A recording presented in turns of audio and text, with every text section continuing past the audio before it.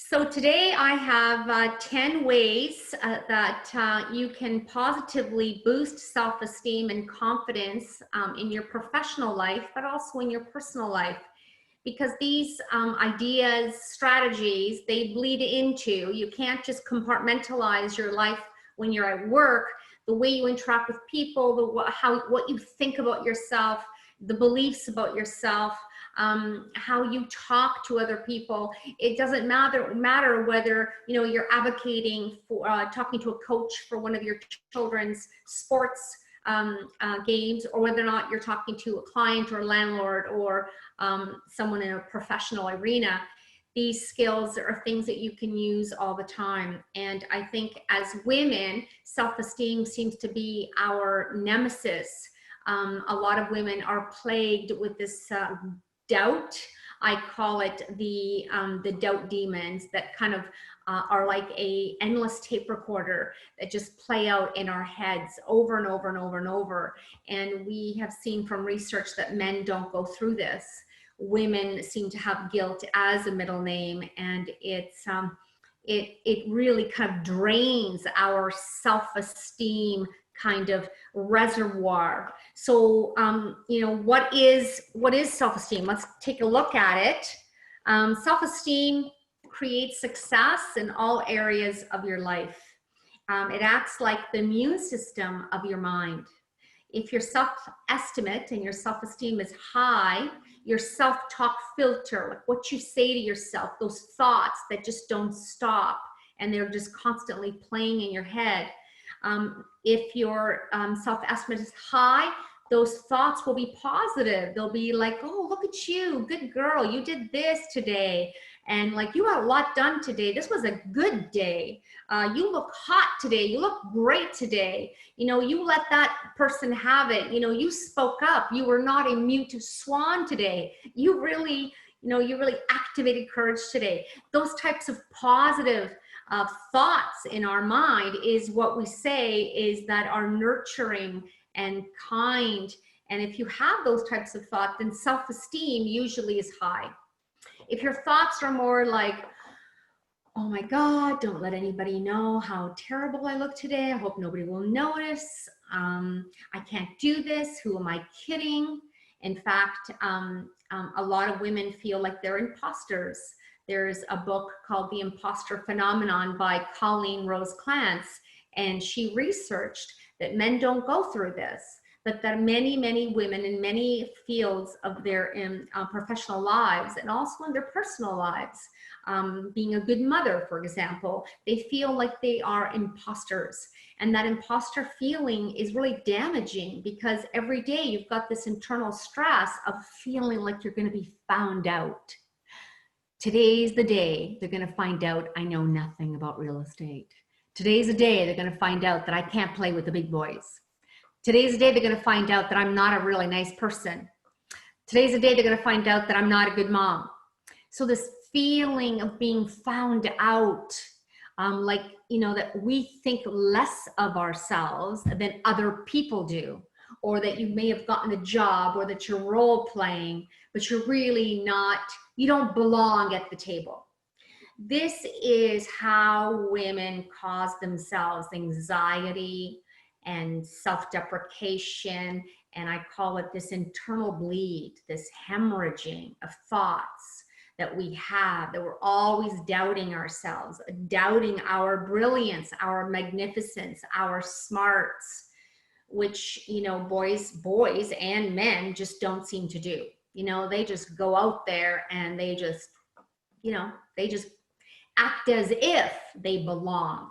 And I'll talk more about acting as if, which is a wonderful strategy. So research says that self-esteem actually fluctuates daily, weekly, and for some people, hourly. If somebody gives you a compliment and a little tap on the back, you might feel great. And then, you turn the corner and someone else has got, flinging some caca your way. And it's like up and down. It seems to be like this roller coaster. So it's very normal to have good days and bad days, and for self-esteem to be elastic, depending on what's happening.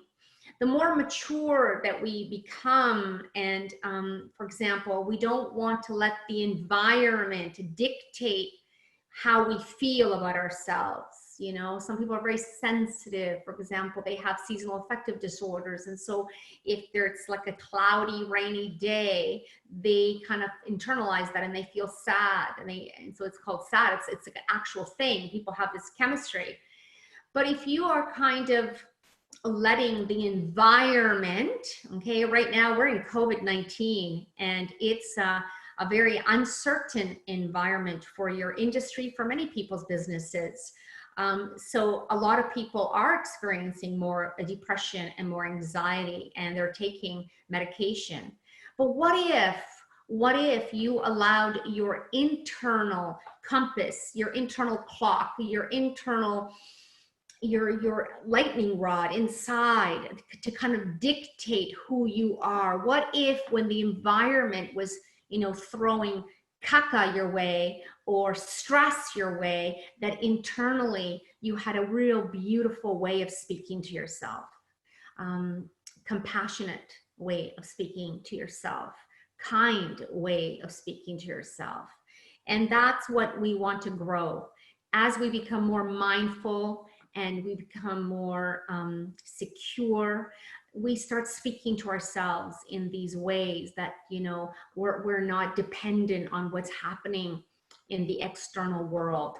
Or if somebody gives you a compliment, or if you gain 5 pounds and, you know, your favorite jeans don't fit you right, and you look in the mirror and that's like external. So then we start feeling bad about ourselves.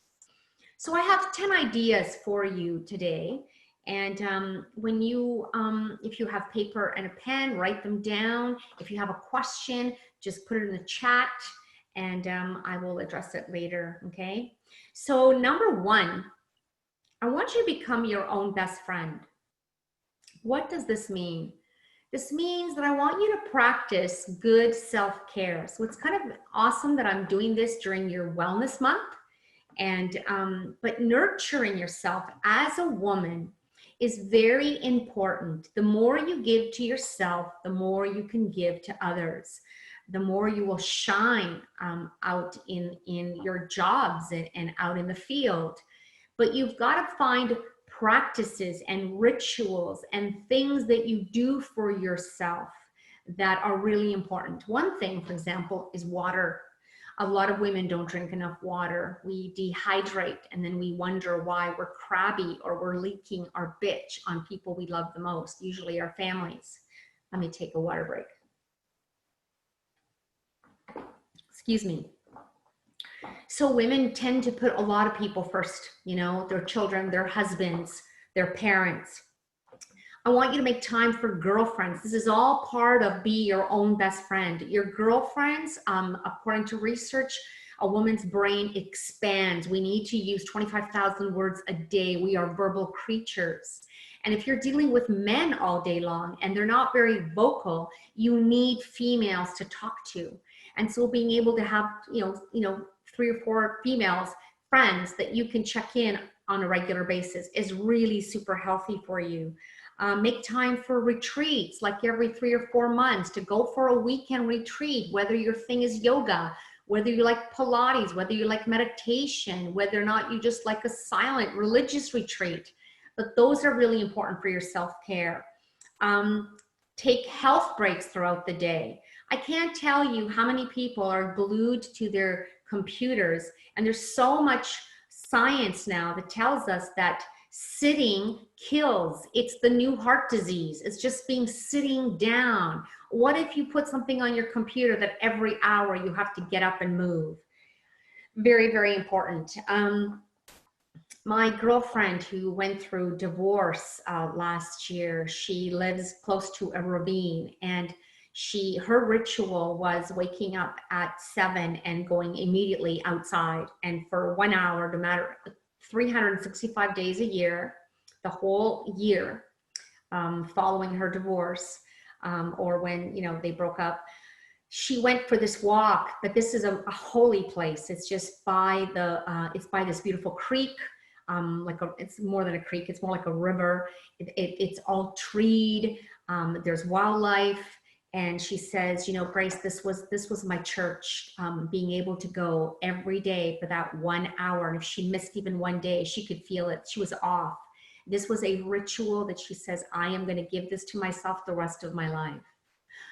One of my rituals is I have 8 amazing oak trees in my backyard, and they're kind of like in a circle. And inside the circle, I put like a little bench, and I put like Buddha, and I put St. Francis of Assisi and some angel heads and my special rocks.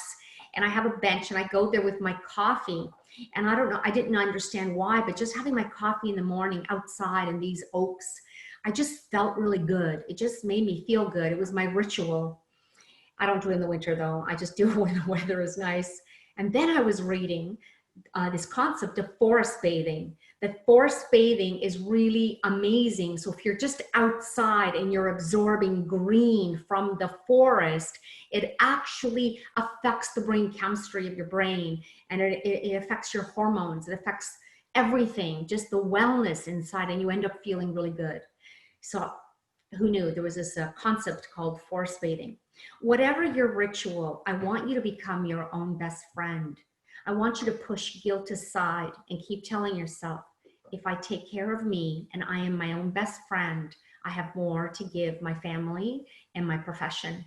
And I can be a rock star at work, but I've got to be, first of all, a rock star to myself.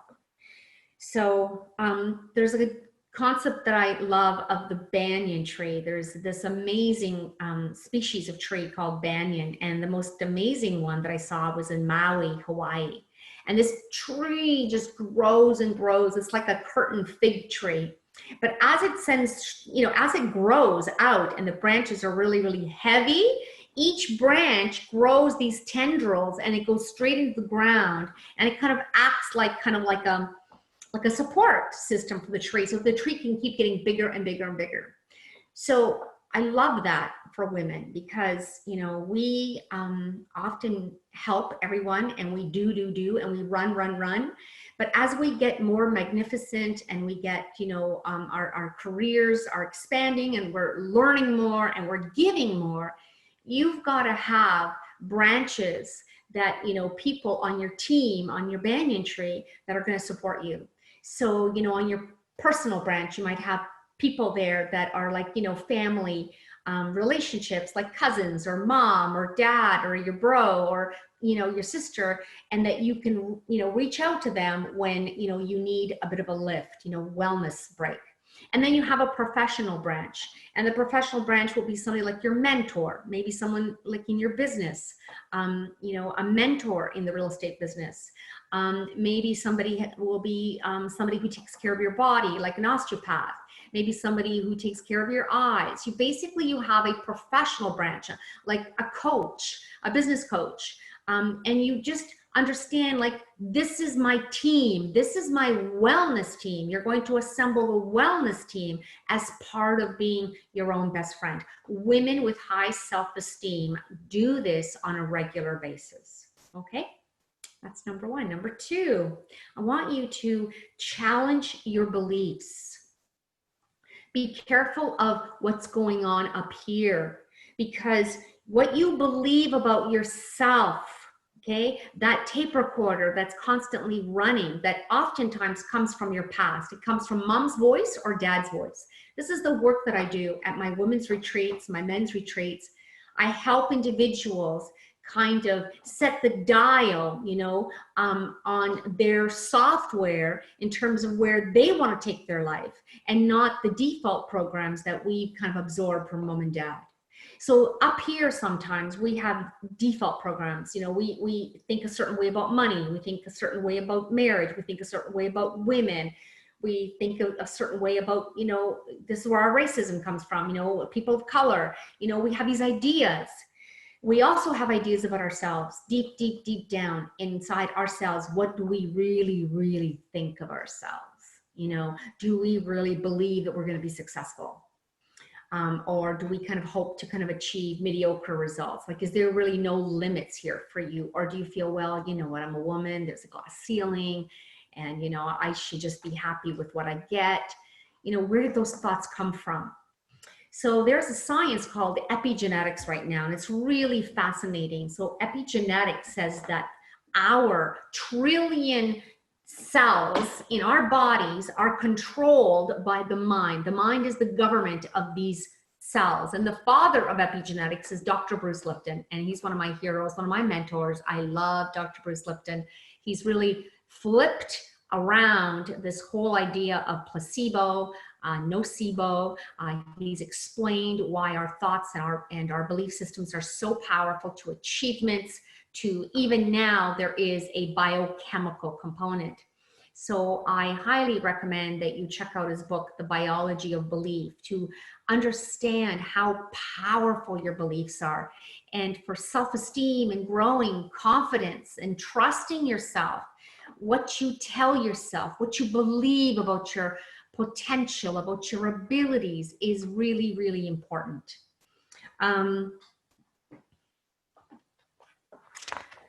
There's a lot of things I can talk to you about Dr. Bruce Lipton, but one of the things that I want to share with you is that if successful people do not entertain, and it took me a long time to realize this.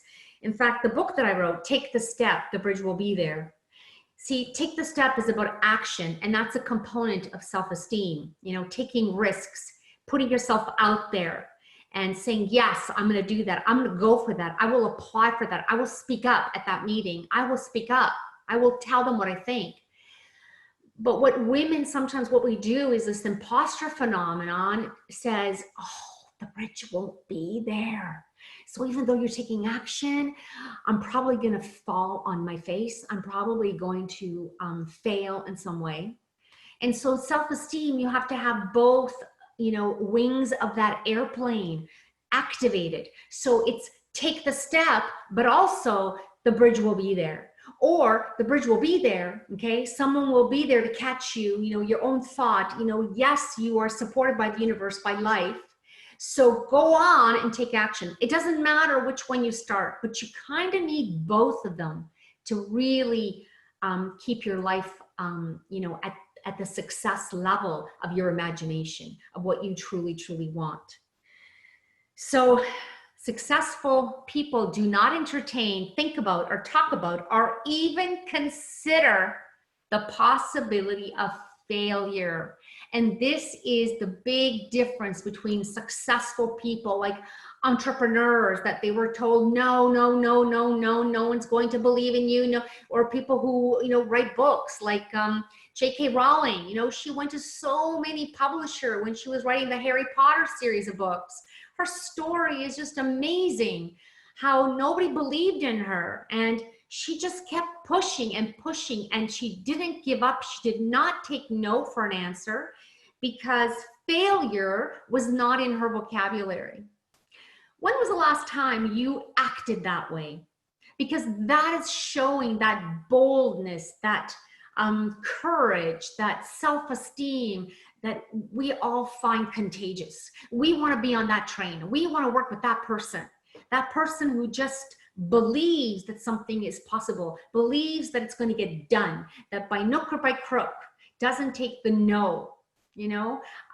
For example, just today, I had to take my mom to the general hospital in town, and she has this infected finger that they're trying to figure out if it's an early case of diabetes or poor circulation. We're trying to figure it out. So since the last time I was there to talk to the doctor and check it out, I could go upstairs with her because she's not mobile, so I have to push the wheelchair up, and I go with her and I talk, and I'm her advocate, I'm her power of attorney, but I'm her medical person. And today when I went, the people downstairs were saying, no, things have changed. You have to have your mother go up by herself. Like you can't go. And I just pushed a little bit, and I just said, you know what? I really need to go. I need to talk to the doctor about what the next plan is, what we're doing with this finger. I really need to be there. You can come and be there with me. I can put masks. I can take care of it, but I'm not taking no as an answer here. And I wasn't bitchy or anything. I just stood my ground. And then she said, okay. She goes, follow me. So I find that, you know, I'm good at this. This is my personality, is to push, and someone says no, and I just kind of push a little bit more. But I find that a lot of women that come to me as clients, they lack this push. They just, someone says no and they go, okay, oh, okay.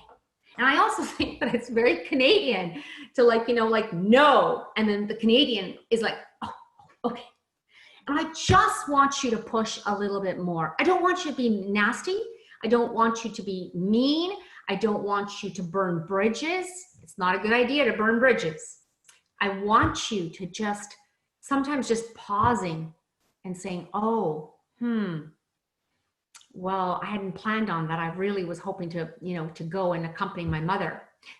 I just learned the strategy that people typically, like, you know, they want to make things happen. You know, I'm not a black or white kind of person. I like to make things happen for people. I always say to people, you know, you really want to come to my retreat? Make a case for it. You want to come to my marriage retreat? You've got 3 kids. You don't have a lot of money.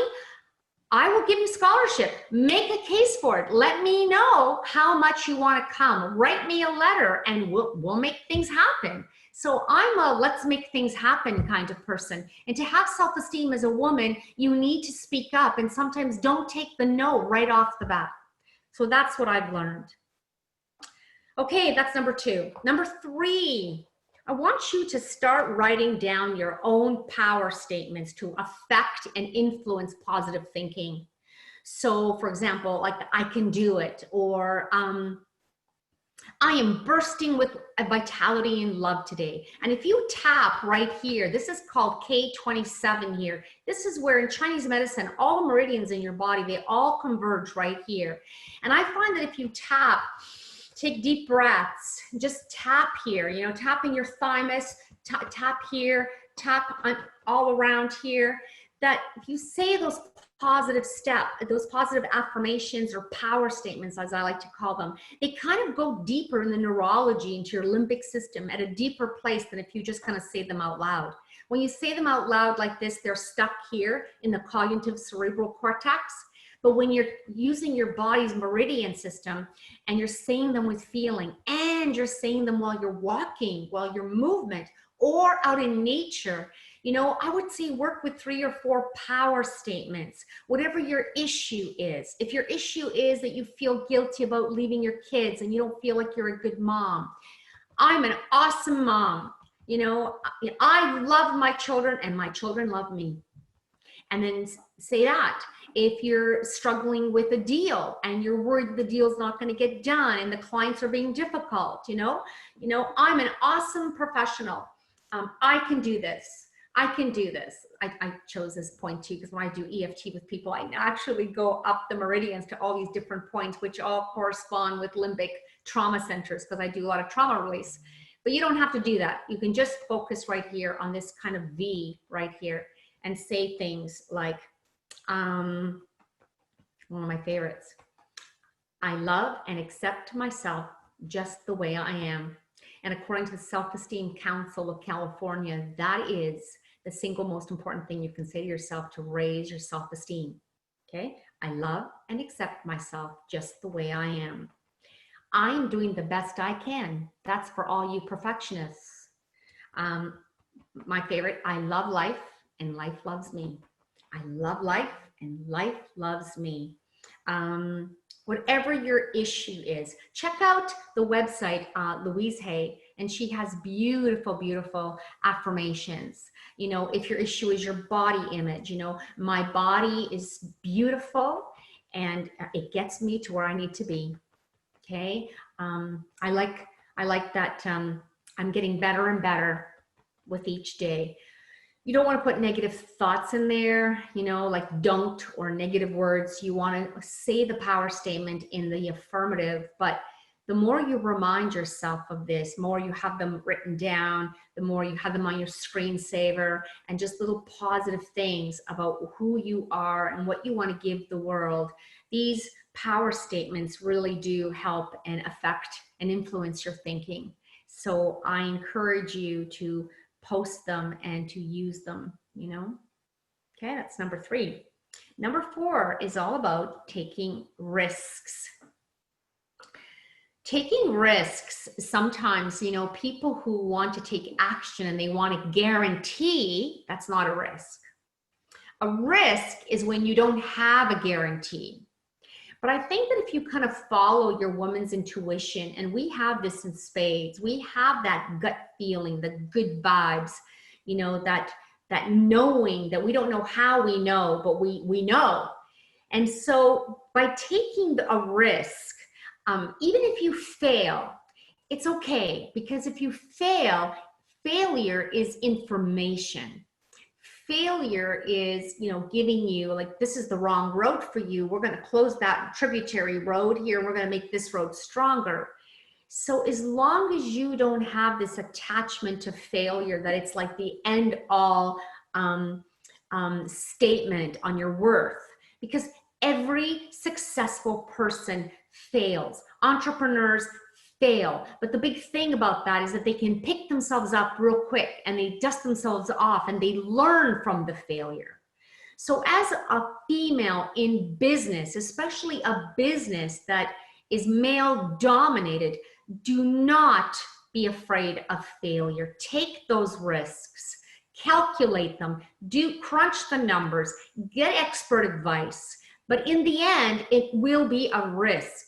And when you take a risk and it's a good risk, your self-worth will get this huge jump. It'll get this huge lift that you start to trust yourself. And confidenza in Latin, confidenza, the ability to trust in self. So trusting self is the cornerstone. It is the fundamental principle behind confidence and self-worth. Okay, so taking risks. Stop with the excuses. No more excuses. Just do it, take risks, do it anyway, because everyone at some point is going to experience disapproval, judgment, naysayers, people who are going to tell you that you can't do it or it hasn't been done. And, you know, it's okay.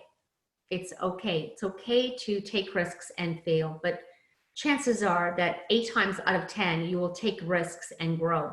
And growing and growth is all about it. A woman with high self-worth and high self-esteem is always open to growing and thereby taking risks.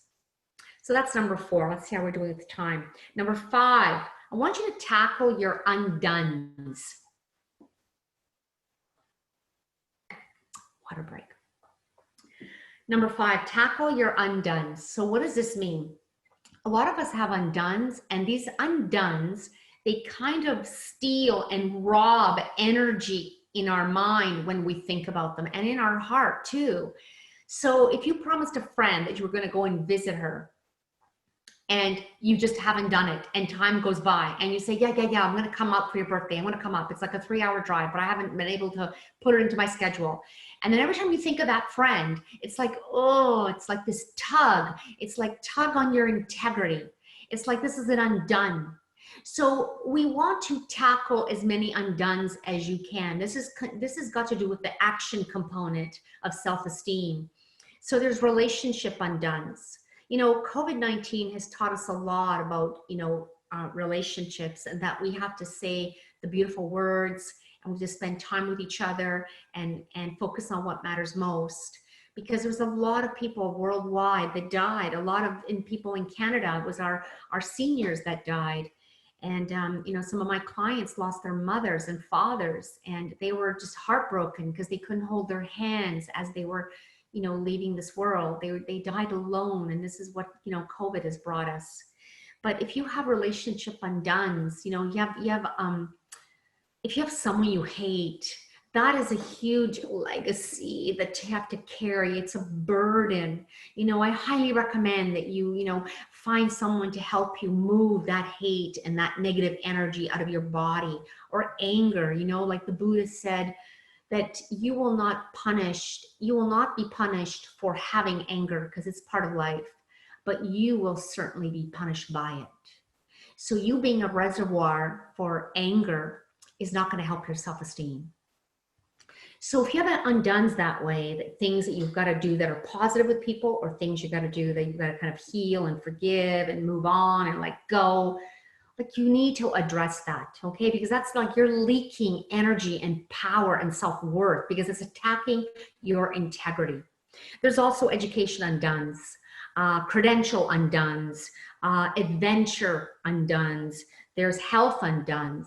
You know, go for that bone density test and get your colonoscopy done and take care of yourself, take care of those health undones, and, you know, tackle these undones, because the more you get done and accomplished that way, the greater self-worth you're going to feel, and it'll feel very tangible when you kind of feel like done. I'm sure most of you are type A women that are listening today, and type A women love to get things done.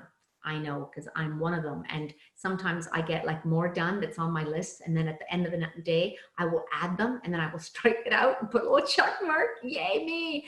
It just feels so good to get that stuff done. So tackling your undones may be one place that you can start right away, and your self-esteem will start rising and feeling really good about yourself. Number 6, stop the self-deflation, the self-deprecation. Instead, have loving compassion for yourself, okay? And telling yourself, I'm doing the best I can. You know, I'm not perfect, but I'm doing the best I can. I am aiming for excellence, not perfection, okay? But having compassion for yourself. And so this is probably connected to like being your own best friend, but from that, it was more like rituals that are wellness and taking care of yourself, and more kind of external things that you can do in your environment. Like I like to create beautiful settings where you can just sit and observe. And I love gardens, and, you know, spend a lot of energy and time and money investing in my backyard, because it's like a sanctuary. This is what I'm talking about. But now what I'm talking about is more internally. You know, look at yourself and look at everything you do in a day, and all that you are and all that you give, and just give yourself a break. You know, see yourself the way your guardian angel might see you. And what would your guardian angel say to you? You know, you are a beacon of light, of love, and a beacon of light for so many, my darling. You know, being able to have that compassion for yourself, instead of constantly beating up on yourself about what you didn't do and how you should be skinnier. You know, women are constantly beating up on themselves for their body. They're aging, we're aging, our wrinkles, our hair. You know, there's all kinds of things that we can always be better at. And we're really losing a lot of self-esteem. You know, Dove, the soap company, has done a lot of campaigning, marketing to educate young women about self-esteem, and in advertising, as well as Special K, Kellogg's has done it. And I remember there was one commercial years ago where a group of men were like around, they had a beer, and they were all talking about how big their bum looks in their jeans. And it sounded absolutely ridiculous. And then the script at the bottom was, they don't worry about that. Why do we? Another wonderful commercial that, you know, these commercials, like, they're public influencers, right? They're changing kind of like the attitudes. And it's brilliant. And it's a woman, and she's getting ready in the morning, and she's doing her eyes, and she's doing her hair, and around her ankle is this chain, and then there's a scale. Then she's catching the bus, and she's, you know, running for the bus, and there is this scale with the chain. And then she's in the boardroom, and she's talking, and then there's this chain and the scale. And then she's later on with her kids at the park. So the point is that, and then the song was always on my mind. And so there are some women that are like just totally leaking power and self-love and self-acceptance, because they're constantly worried about, what did I put in my mouth today? How many steps did I done today? You know, am I fat today? Am I this today? And that is just exhausting. It's exhausting. Give yourself a freaking break already. You know, really challenge yourself there, and have compassion for yourself, and give yourself, you know, some days where you don't have to worry about any of that. And yeah, we want to watch what we eat for sure, especially if we have diabetes, we have other health problems. But I also want you to have moderation, and not be, you know, like, you know, it's just a food Nazi with yourself. Okay, that's what that is. Number 7, keeping healthy boundaries. Stop saying yes when you really mean no. Okay, people who hate conflict, they will just be, yes, yes, sure, yeah, yeah, I'll do it for you. Yeah, no problem, I'll do it. And then later on, it's like, oh, geez, I took too much on. And women with low self-esteem are afraid to say no. They're afraid that if they say no, they won't be liked, they won't be accepted. And so check yourself out. All these 10 points, by the way, give yourself a score out of 10. And maybe you're doing great in some of them, and maybe some of them you're not. And that will be your primary focus. You're not going to just tackle all 10 at once. Maybe some of them you've already mastered, okay? But the boundaries, saying no and not feeling guilty to people by acknowledging the request in a kind way. I know this is really important to you. I'm really sorry, but I won't be able to help you. I'm not comfortable with that. You can use language. You don't have to tell people your business, but you can say no. You are allowed to say no. You're allowed to have healthy boundaries, and you don't have to be a people pleaser all the time. And so women with high self-worth have healthy boundaries. Number 8, aim for excellence, not perfection. I've already talked about that. I'm aiming for excellence. I practice excellence every day. I don't need to be perfect, okay? Do your best. My best, I do my best. I did my best, and my best is good enough today. As a mom, I did my best is good enough. As a professional in the real estate business, I did my best, and my best is good enough today. Wherever you are at, doing your best and your best is good enough really kind of takes us off the hook, so that we stop hemorrhaging that self-hatred, self-judgment, the criticism, the attacks, which only makes us go down that rabbit hole even more. And then we can't lift ourselves up and be motivated to do what needs to be done that day or the next day. So ask yourself, whose standards am I living by? Okay. Am I comparing myself to my siblings, my mother, the neighbors, my spouse, my girlfriends, my colleagues? Who? Women comparing themselves with other women, especially the women that they work with, is really insidious. Lifting women up, especially your colleagues at work, says so much about you. It is a leadership trait to lift other women up.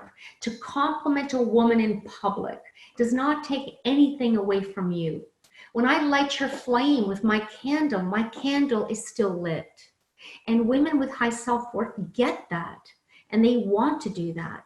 Especially if you can give somebody a leg up, like mentor younger women. If you've been in the business a bit longer and someone's coming in, teach them, talk to them, mentor them, pay it forward. Sometimes you might not be able to pay it back to your mentor, the person who helped you when you started, but you can definitely, be this catalyst for positive change and help out someone else. And helping another younger woman is really gratifying, and it's really awesome. Number 9, keep an attitude of gratitude. And for this, I would recommend a gratitude journal, which is just a wonderful thing to do, is to write down what you're grateful for. Count your silver linings. What's the silver lining of COVID, for example? Have you been able to take some time off? Have you been able to spend more time with your children? Have you spent more time with your siblings? More time with your parents? What has been, have you picked up some extra learnings, and did you learn something, took a course on the internet, for example, in your profession, to kind of make you better, to help you understand what you're doing at work, so that you can kind of, get back in there when COVID kind of, resolves, and you can, really, go for gold once things are safe and people are out there in the business world. I mean, our economy has to rebound, and it will. And so keeping an attitude of gratitude really gets you focused. And the reason why gratitude is really super important is this: that you can have a really awful day, and your emotions are often the trigger points, feeling sad, maybe you're grieving, feeling angry, feeling unappreciated, feeling low for whatever reason, when you've got those flood of emotions, okay, going through you and you're bathing in those negative, toxic, lovely emotions, okay, sarcasm there, you don't have the wherewithal in your energy system to take positive action. You just don't, okay? You're not motivated. There's no inspiration. You can't get things done. But a switch, a very powerful switch, is open up your gratitude journal and start reading out loud what you're grateful for, and research and experiment after experiment after experiment. This one single thing can change your biochemistry and your energetic field immediately. I mean, immediately. I'm talking about minutes, and it can completely change your outlook. It can change what you're going to do. It's going to change your mood. And gratitude is my religion. Gratitude is very powerful. I think if all of us in the world spent more time being grateful, I think we wouldn't have the wars we have in our communities. We wouldn't have the issues and problems that we have. I think we're always looking at the glass of water as half empty, when in fact it's half full. You know, we are blessed, and you are blessed. And I'm sure that there are blessings that you have forgotten about. And having a gratitude journal is just a wonderful idea. When my kids were little and I was doing a lot of traveling as a motivational speaker and going out on book tours and stuff, and I'd have to go gone for 1 or 2 days and then come back, and I'd have some mother guilt. And I told myself that I was going to start a journal for both of my kids, and I would write to them. And then when they went to university at 18, 19, I gave them this journal that I had written to them. And they still say that it's the single best gift I've ever given them. And I would just talk about, like, I'm so grateful that you're walking, and these are your first words, and this happened to you today, and this was the story. So every time I traveled, I spent time with my kids on the plane because I would write to them. And it was kind of like my gratitude journal to them. And so you can write one just generic. You can write one to your spouse. If your kids are small, you can do what I did. But gratitude is really awesome. And the last thing I want to say is number 10 for raising self-esteem and self-worth is understanding female expansion. Psychologically, women's brains are about expansion. Okay, so we take the energy from our core, and we're always worried about everybody else. And that's why we make amazing multitaskers. We've got tons of balls juggling at once. And so this female expansion, it kind of is our biology. It's our birthright. We're good at it. That's why the number one, like the Hollywood producers now and project managers are female, because we naturally can keep all those balls in the air simultaneously. But it's also our nemesis, because we need to learn to contract. So if you understand that, you know, typically, you know, we expand. And if you work outside the home and then you've got running a family, you're expanding even more, and you have even less to give to yourself. Goes back, it ties very nicely with my point number 1 about being your own best friend. So remembering these 10 points, that number 10 is understand that your female brain is always expanding. That's what it wants to do naturally. It's up to you to contract, to carve out some cave time, carve out your sanctuary, do some forest bathing, go for a hike, take a bath, do something just for you with a girlfriend, by yourself. Nurture that self-care, and your self-esteem will grow. Thank you very much for listening.